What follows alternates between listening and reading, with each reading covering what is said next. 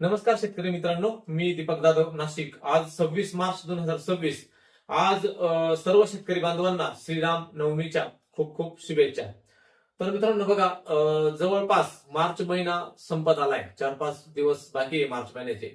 तर अशा पद्धतीमध्ये ज्या काही सध्या परिस्थिती जर बघितली तर विदर्भ, अकोला, अमरावती, जळगाव आणि ह्या भागातून पूर्वेला जो काही वातावरण अगदी परभणीपर्यंत हीट वेव्ह कंडिशन आहे, म्हणजे 39, 40, 41 टेम्परेचर त्या ठिकाणी वाढले.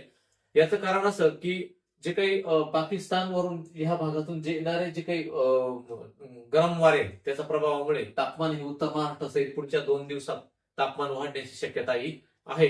तर ह्या काळामध्ये ज्या काही पावसाच्या ऍक्टिव्हिटीज या कशा असतील आता इथून पुढे, कारण एक डेव्हलपमेंट ही साधारणपणे 29-30 मार्चच्या दरम्यान होण्याची शक्यता आहे. त्यामुळे 30 मार्च, 30-31 आणि 1 एप्रिल, 30-31 मार्च आणि 1 एप्रिलच्या दरम्यान पावसाच्या शक्यता असल्या तरी आज देखील काही ठिकाणी पावसाच्या तुरळक शक्यता आहे. तर आता बघा मित्रांनो, ह्या बाजूला जर तुम्ही जर मुवमेंट बघितली, एक 9 ते 16 किलोमीटर उंचीवर जी काही जेट स्ट्रीम वाहत असते, जेट स्ट्रीम आणि या पृथ्वीच्या ऍटमॉस्फिअरच्या पावसाचा तसा संबंध नसतो, परंतु पावसाच्या घटना बदलण्याची ताकद त्या जेट स्ट्रीम मध्ये असते. अतिशय वेगाने त्या एका लेअरमध्ये 9 ते 16 किलोमीटरच्या दरम्यान जी जेट स्ट्रीम असते, ती 350 ते 400 किलोमीटर प्रति तास या वेगाने पृथ्वीच्या कोलिव्हरिस बलाच्या बरोबर ही वाहत असते. तर मित्रांनो बघा, याचा प्रभाव कधी कधी काय होतो की जो पश्चिमेकडील वारा आहे आपल्याकडे, पश्चिमी विक्षोभ जे WD आहे, त्याची इंटेन्सिटी ही मार्चच्या आत्ता संपायला पाहिजे, परंतु कधी कधी ही फेब्रुवारी एंडिंगलाच संपते. परंतु जी जर उशिरा संपली तर आपल्याकडे वळीव पाण्याच्या शक्यता ह्या निर्माण होत असतात. कारण सॅटेलाइट इमेज जर बघितली आज वॉटर वेपर, तर मोठ्या प्रमाणात वॉटर वेपर आपल्यावर पसरलेली आहे. आता पावसाचे जे काही अंदाज आहे ते देखील बघू. तुम्ही बघताय की ह्या साईडने साधारणपणे बघा, या भागातून मोठ्या प्रमाणात बाष्पयुक्त वारे वाहत आहे.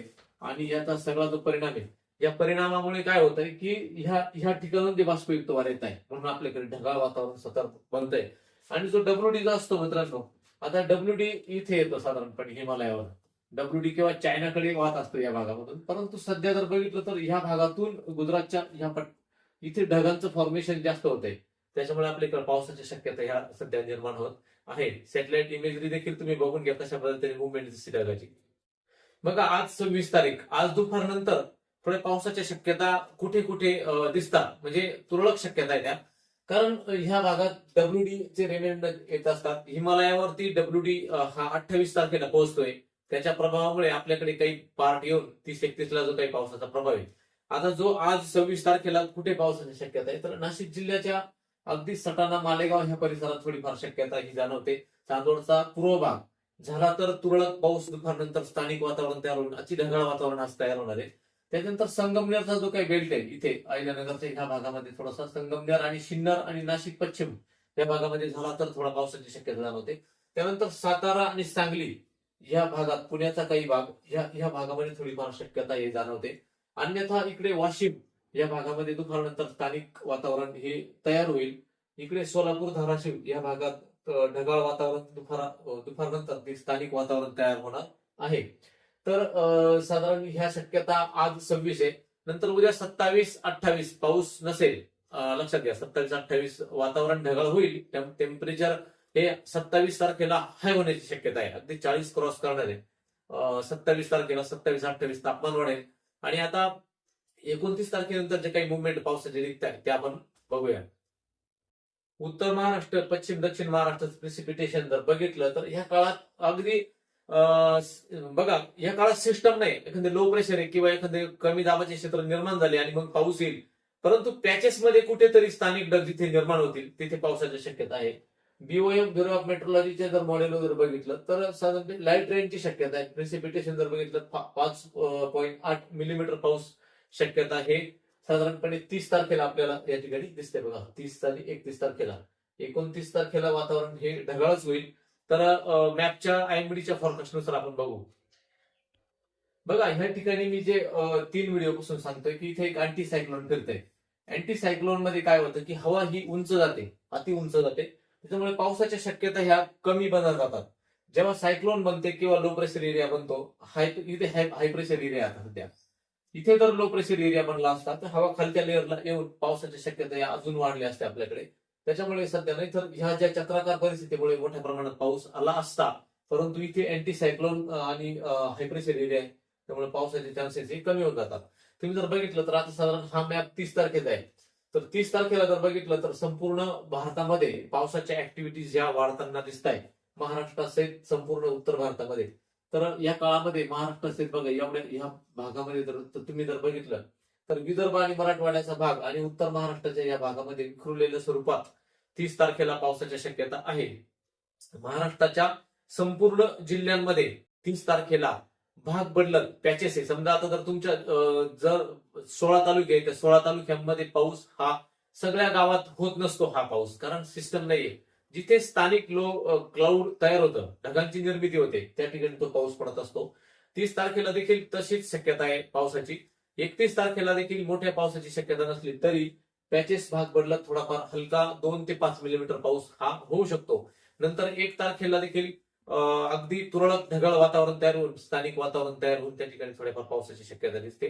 2 तारखेनंतर 2, 3, 4 तारखेला पावसाची शक्यता ही अजिबात नाहीये, ढगाळ वातावरण असेल.